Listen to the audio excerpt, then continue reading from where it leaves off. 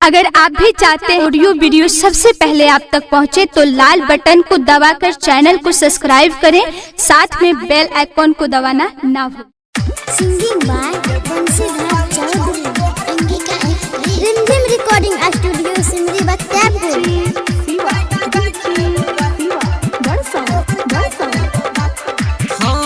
जे मजा छो तोरा में उ मजा नहीं छे खाजा में, जल्दी से है गे छोड़ी तो या जो हमरा पाजा में। न जाने कितना जिला में कने छी बंगाल गे बंगाल वाली छोड़ी तोहर काट ले बोगाल, गे बंगाल वाली छोड़ी तोहर काट ले बोगाल, गे बंगाल वाली छोड़ी तोहर काट ले बोगाल, गे बंगाल वाली छोड़ी है गे काट ले बोगाल। Rimjhim recording studio Simri Bakhtiyarpur. Singing by Bansidhar Chaudhary, DJ Sunny Barsa. चढ़ल जवानी में रस भरल छाओ, तोरा पीछा कितना छौड़ा पड़ल छाओ।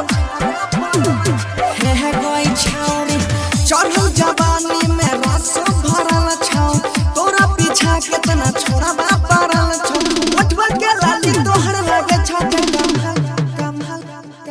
गे बंगाल वाली छौड़ी तोहर काट ले बोगाल, गे बंगाल वाली छौड़ी तोहर काट ले बोगाल, गे बंगाल वाली छौड़ी तोहर काट ले बोगाल, गे बंगाल वाली छौड़ी तोहर काट ले बोगाल गे।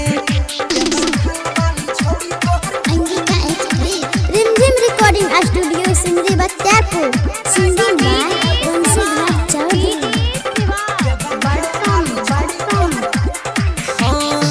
देखे में लागे छी छौड़ी गे सुपर, एक बार हाथ डाले देना ऊपर, एक बार छोड़बो लागे। देखे में लागे छी छौड़ी गे सुपर, एक बार हाथ डाले देना ऊपर। छौड़ा रे जनमा पोछा तो हाल जा गे बंगाल वाली छौड़ी तोहर काट ले बोगाल, गे बंगाल वाली छौड़ी तोहर काट ले बोगाल, गे